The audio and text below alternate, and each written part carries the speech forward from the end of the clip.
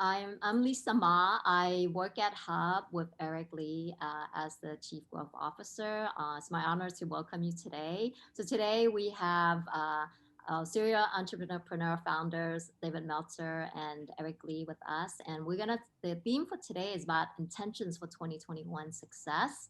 So we are going to have the first segment be the fireside chat. With David and Eric. And the second half will be a virtual networking breakout so that you get to network and meet one another. Uh, so, so just to introduce you to David Meltzer, in case you don't already know him, David is the co-founder of Sports One Marketing. He's a consultant and business coach. He's a keynote speaker, and he's also a three-time best-selling author. And Eric Lee, co-founder of LinkedIn, and also the founding CTO and founder of Hub, and co-founder of Karma Check. And I mentioned Lisa. I'm also a super connector, so if you want to connect, let me know. I will have happy to connect you. So, and of course, you are here, and so feel free to connect. So, so I'm gonna hand it off here. So here's some questions of the day we're gonna answer when we get into breakout rooms. And so that with that, I'm gonna hand off to David. So David, thank you. I'm gonna spotlight you. Oh, thank you. Thank you so much. Thank you, everyone. I'm just amazed after almost 12 months of the pandemic, how I think people are underestimating the access that they have. I'm always amazed when I'm looking here at Hub. Before the pandemic, if someone would say I could sit down with Eric and ask him questions, it's an incredible opportunity. So if you don't take advantage of it tonight, shame on you.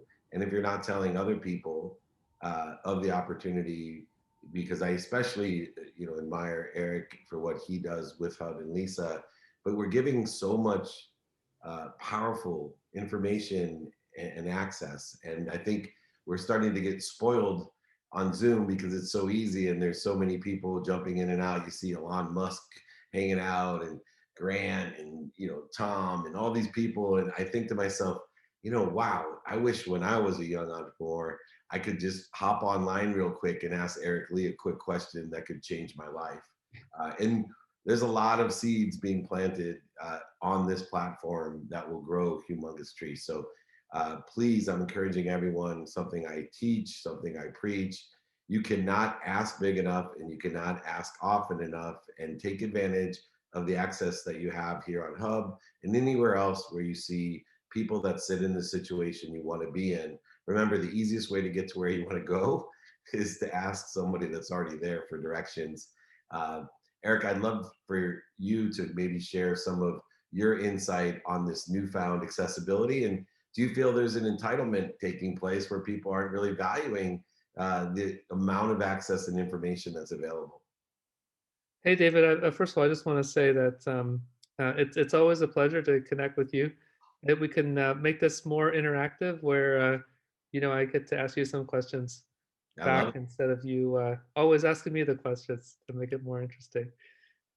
So, but yeah, I'm really pleased to be here with everyone today in 2021 here, and uh, it's really a fascinating medium, isn't it? This kind of virtual medium, whether it's video or audio, to be able to connect with people in this way. I know that there's a lot of talk out there about kind of like Zoom fatigue and stuff like that. But I do think that there's actually, within all that, really meaningful interactions that could be had with this medium. Like, for example, I just remember just before Christmas, a lot of us were on the holiday party, and that was kind of that was really cool, to sort of celebrate with a group of people that have been on the journey with us for a better part of that year, last year, and just to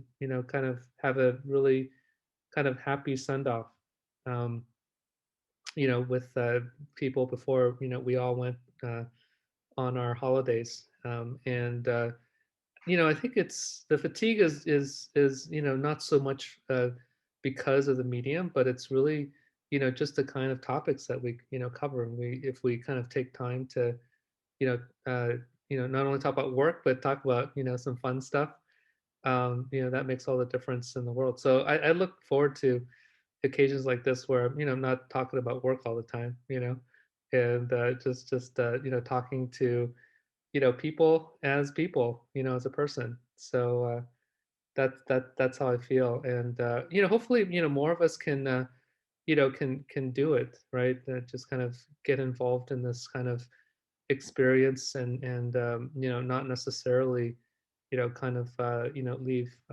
people out there. I know there's a lot of people out there who are still kind of hurting and suffering, but I think as humans we're also very resilient, and so we should adapt and take advantage of new situations that we find ourselves in. That's awesome. Yeah. Well, do you have a question for me since we'll make this more interactive? Yeah, sure thing, David. Well, I'm really just curious, what if you have any like New Year's resolutions, and what might you be doing differently or better from your personal standpoint this year? Throughout the year, I've been studying these different habits and disciplines and the shifts of the paradigm from where I love to be and look at where I've been a hypocrite. And, through weighted balance, I thought I valued my family. Uh, and for me, it just was so enlightening that as much as I thought I was a good father and a good husband, and I was spending enough time with my consistent time that I was spending every single day, 7 days a week, I was missing out. And so I was missing out on so much I didn't realize. I even said for the Super Bowl, this is the first time in about 25 years I haven't been at the Super Bowl. And I said to my wife, I said, someone could call me and offer me a sideline pass again and access to the Super Bowl this year. But if I could stay at home, with the six of us, my own family, and just have dinner, that'd be fine with me. And I don't think I would have ever said that. I always talked about a weighted balance, and that, my family would understand. But yeah, they definitely understood. But what I didn't understand is how much I was missing out, um, and how valuable that was and how much it meant to me. And I hope that as we open back up, that I can maintain that level of importance in my family. You get so active and helping so many other people that I forget why I'm here sometimes, and I'm here to support my family first. And in order to do that, I have a list of things like taking care of my own health and making a certain amount of money, and other things I need to take care of my family. But I have to remember, how valuable and how much I enjoy it. I will tell you, I know I've been developing these TV shows and they're taking off. I told my wife, I wish I could do a TV show, Dinner with the Meltzers, because it would be the hit smash. The problem is they probably take away my kids from me after they watch the show. But it is a blast. So my New Year's resolution is not being afraid of being a hypocrite. Where keep on telling yourself, you think you know what you know today, but keep exploring what you don't know and keep changing your values. Keep changing them and be okay with it, and tell people that you changed them and what you told them last year. Sell that book because it's worthless. You got a new book for them, something that really can help. Yeah, I love that. That's so awesome. I think many of us have had very similar realizations as well. Um, yeah, I know for myself. I mean, it's the last year's kind of been a reset. There's certain things that I'm doing now that I never used to do. Things that I don't do anymore. One of the positives, for example, is I'm biking with my kids on the weekends. We used to drive someplace, and you could go far where there were other people, but can't kind of do that anymore. So biking is a good thing. It's like spend time with your kids, and also get some exercise as well. And one thing I don't regret at all is the commute time. I'm saving so much time driving to work, driving to meetings and back from meetings. Man, it's been really great. So when things get back to normal, I'm sort of thinking, gee, I wish I could really eliminate that commute time because I don't need it. It's really wasting a lot of time. So That's for sure. yeah. Um, I also was thinking about that transition, and I think a lot of people should. This is the time that you should that we should consider what we want to do as we open things up more.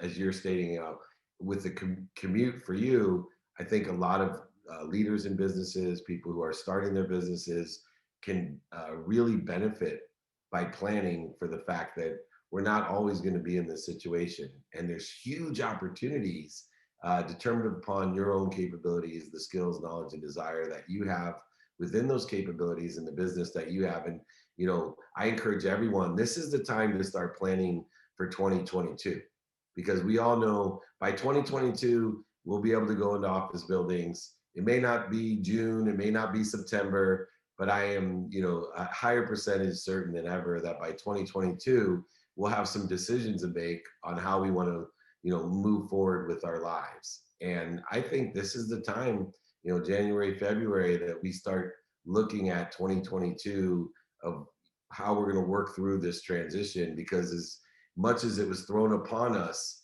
it'll be a gradual evolutionary change that you can really take advantage of if you start aligning and finding the synergistic supplementary capabilities to those uh, eventual certainties that we are going to be able to go ahead and hug each other by 2022.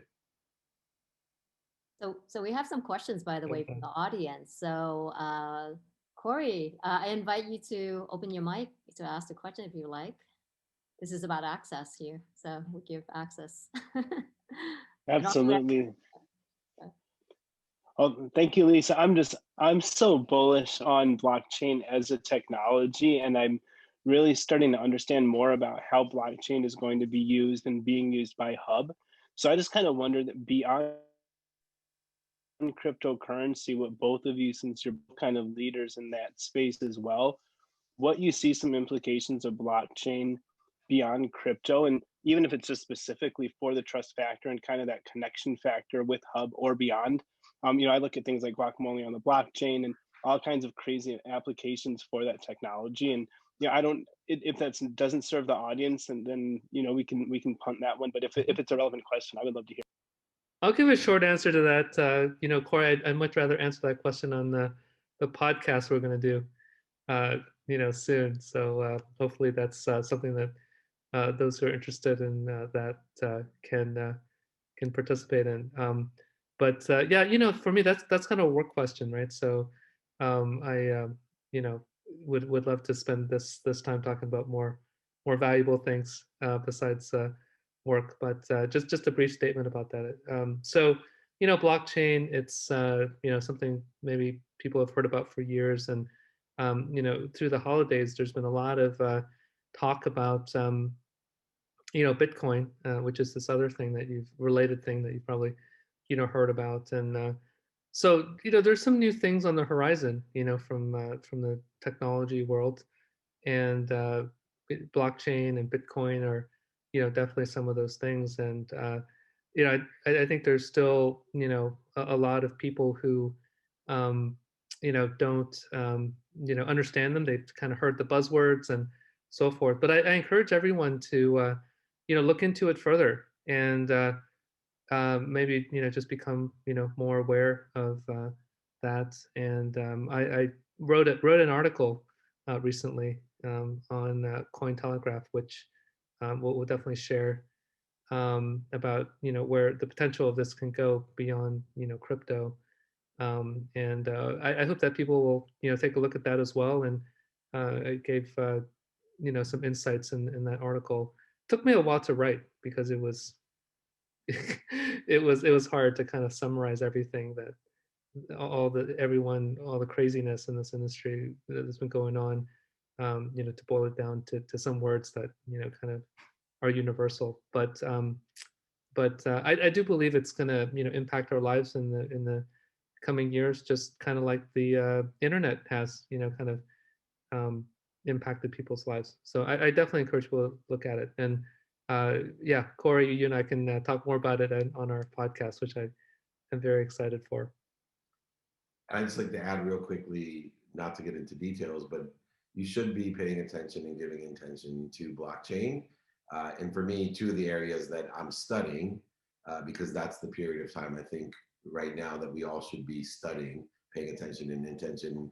One is just personal brand and the effect of blockchain on your personal brand. Mm. And two, merchant services. Because I think in the merchant services space, the trillions of dollars that are spent in that area, there'll be some truly huge opportunities. And I think if you start studying it now, you may actually be able to take advantage of some of those as we learn more. Yeah, just Well to said, add David. also, we're actually planning more blockchain events, inviting blockchain entrepreneurs to come do these virtual networking and fireside chats. So we're going to have a lot more events to answer, to go deeper dive as well. So which is exciting. So, and I will share the link of Eric's article on in the event. I mean, I shared it on the event. However, I encourage everyone to read it. It's such a thoughtful and introspective article. It talks about blockchain and cryptocurrency going mainstream. So, so we have another more question. So, Tony, would you like to ask your question? Thank you so much, Lisa, you incredible super connector. And thank you, Eric and David, for taking the time. Just a fun question, and I think I may have an idea of what you both may answer, but if you had all the time and money in the world, what would you be doing? I'll let you go first, David. Yeah, I love that question. You may not believe me, but to me, that's the definition of faith. When you can extract out, time and money, the man-made constructs from your life, this will illustrate your faith. And I will tell you, Tony, that it's taken me years to answer this question this way. I would be doing the exact same thing I'm doing now. And if you're not living your life that way, and it took me a long time to say, I got to learn how to love what I'm doing because I don't love everything I do, but I've learned to love everything I do. And if I can't learn to love it, then and that challenge leaves me, I dump it. I find somebody else to do it or I just give up on it. But my first step is learn to love it. And I would do every single thing without those man-made constructs of time and money in my life. Yeah, David, I really love that answer. I mean, it resonates so much with me. Um, it just reminded me. My first reaction to that question was, oh my gosh, I don't know. I've been working so much that I haven't really had a chance to think about that. But I think it's really right. Like I'm very fortunate to be able to work on things that are really passionate for me. That I'm really passionate about. And I think that's really a gift. I wake up every day. I've got my own frustrations and challenges as well, but the fact that I'm sticking with it is I think something that is really a gift that I have. But away from work, what's important in the spare minutes that I have, at nights and on the weekends when I'm thinking about what else would I rather be doing.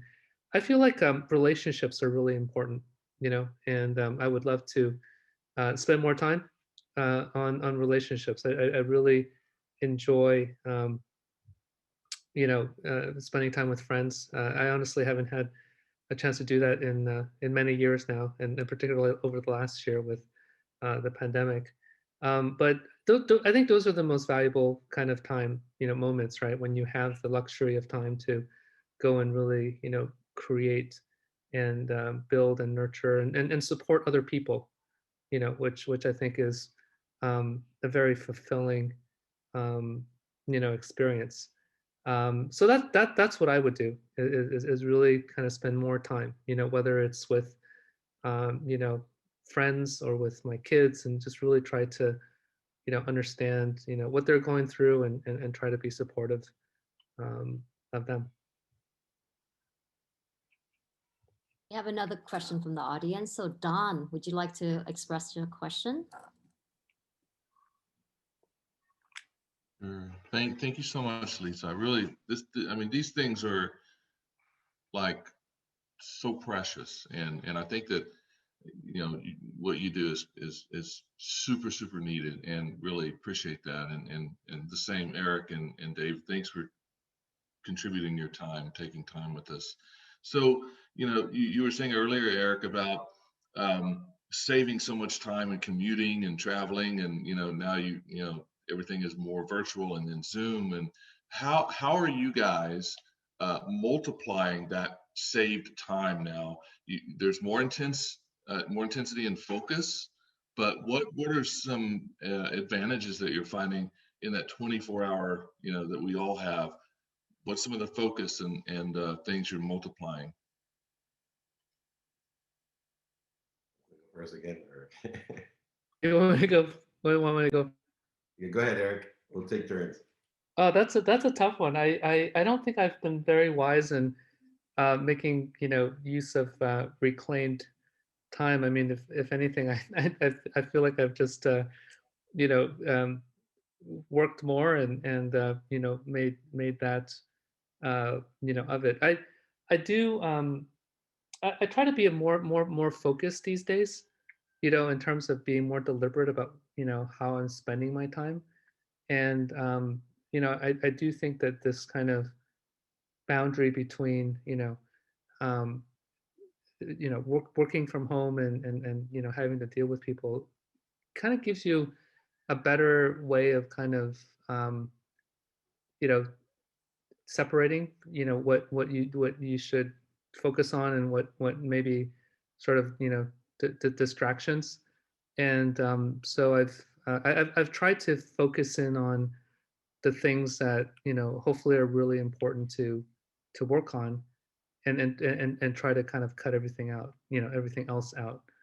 And I think this kind of remote work actually gives you the opportunity to kind of do that better, to kind of control that better, because you are mainly sitting by yourself, and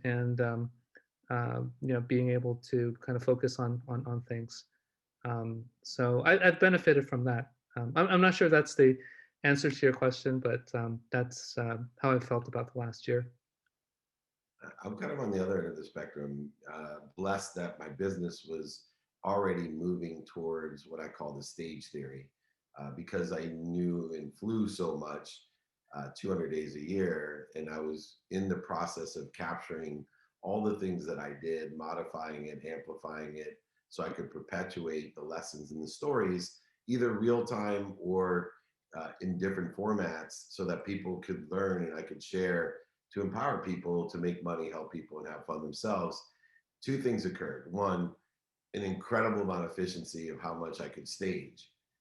In no way did I realize coming into 2020 with my plan of this capture, modify, amplify, perpetuate, could I think, if you saw my calendar, sometimes which is 31, I think different pieces of content that is captured, that is just significant. I mean, I have CEOs and athletes, celebrities, entertainers, and big shows and little shows, but speeches and masterminds and hubs. It's incredible. And so not only do I do probably 10 to 20 times as much in the storytelling and lesson giving, but my favorite part is the expense. I love to feed people. I love to feed myself. I love to stay in nice hotels. I love to fly. And, I look every month at the economics of my business, and it's almost embarrassing because I sold my office building. I don't have that. I mean, I went from employees and overhead to just employees and hardly any overhead, and everyone's happy. So two things to me: the amount of lessons and stories I can tell, which is in my mission, and then just how inexpensive it is to do. That's my only fear for the future, is someone's going to make me fly somewhere and pay for everything. That's funny. I used to work in consulting, so I understand what you're saying. We have time for one more question before we go to the breakout. So Kalu, would you like to ask your question? Sure, thank you. This is really enjoyable. Somebody asked me that question. It was so good, it stayed with me. I'm walking with it, so I like to sort of pass it on now. And especially in light of how the world is changing. You know, we've been humbled by the pandemic, and we're probably learning more than we think we are from this time. And so the question is, now, with all this, what's worth wanting? Like, what should we even want to want? How to look at that? How much has your world changed? And however it lands, it's sort of not an easy question in a way, but I think it's a really good direction setter. So I love it. I get to go first this time in the alternate worlds.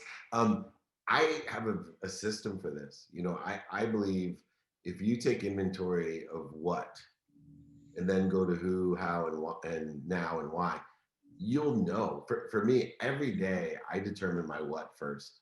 What do I want personally? What do I want experientially? What do I want to give, produce, and what do I want to receive? Which was the most difficult of all the things for me, because I had a real difficult time receiving. And when I take inventory of those values every day and know my what, uh, and take it day by day, once again, like I told you, not being afraid to be a hypocrite and saying, man, what I wanted yesterday was stupid. This is what I want today. I learned some lessons. I tell people all the time, if you feel stupid in the morning after what you did yesterday, good for you, because that means you're living life, you're learning. If you think you know everything, shame on you. And I spent a majority of my younger years thinking I knew everything because I made a lot of money. That's not true. I wake up, I love the fact every day I wake up at a higher frequency and look at myself and go, man, I can't believe you thought that. Take inventory of your values. Don't be afraid of being a hypocrite. The what will be a daily what, and you can move on to the who, the how, the now, and the why. It'll all come naturally from if you know your what. I think too many people don't know their what, and they're worried about their why. Intriguing.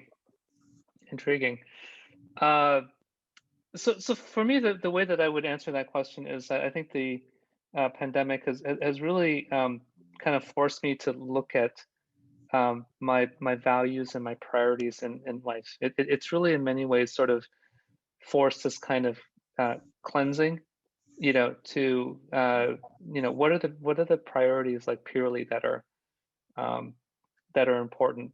So it's really kind of placed a lot of constraints on us. The things that we used to do, a lot of those things we can't do these days. And so it makes one question: what can I do? What should I do? What do I need to go out of my way to do?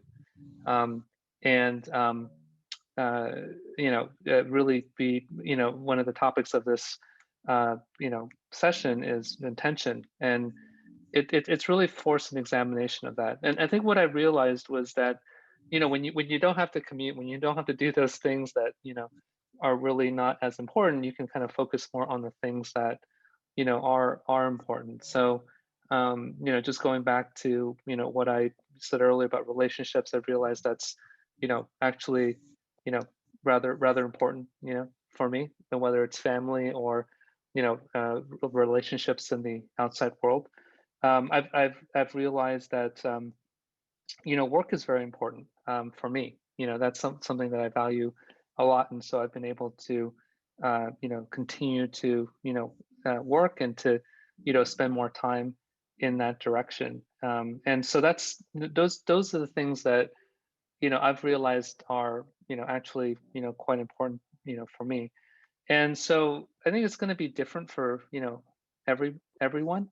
And so I think this is a really great opportunity, this moment in time, to really kind of like reevaluate how you're spending time, right? That's how you place value, right? In terms of you're spending time on the things that you value, and and kind of take stock and figure out those things that you want to keep, and those things that maybe you want to chuck. And so when things maybe return to some kind of normalcy, um, I hope that myself and that we all have a chance to really hang on to those things that we really value, and say, you know what, those things that really didn't care about, we don't have to do. We can do it in a new way. And I think that's what I look forward to when things kind of, go back to a bit more normalcy in that way. Great, thank you. Thank you for the great advice, Eric and David. Actually, one of my favorite quote is, "I don't know what I don't know, but I want to know." So it's really great to hear from everybody's, everyone's wisdom here. And so now we move on to the second part. Now we want all of you to network and get to know each other. I mean, what inspired these virtual networking is actually Eric and I went on this blockchain conference a couple of years ago to Shanghai. And it was like this massive conference in Shanghai with thousands of people. But then we ended up hosting this VIP networking gathering at the hotel where the conference was at. And basically, all the people that everybody wanted to meet was actually at our VIP gathering. And so it was really fun. And then so we figure, why not just do this virtually and connect Silicon Valley to around the world, right? That way we give access to all the people that inspire us and that can accelerate us.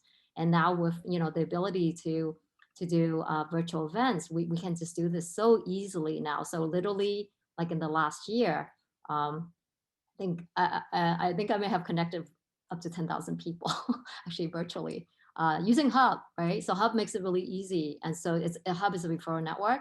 And I see a lot of you actually that I've met through many communities, right? So this is the way we get to know each other and that we find what we seek and who we seek. So with that in mind, I would love to invite you to join the virtual breakout rooms.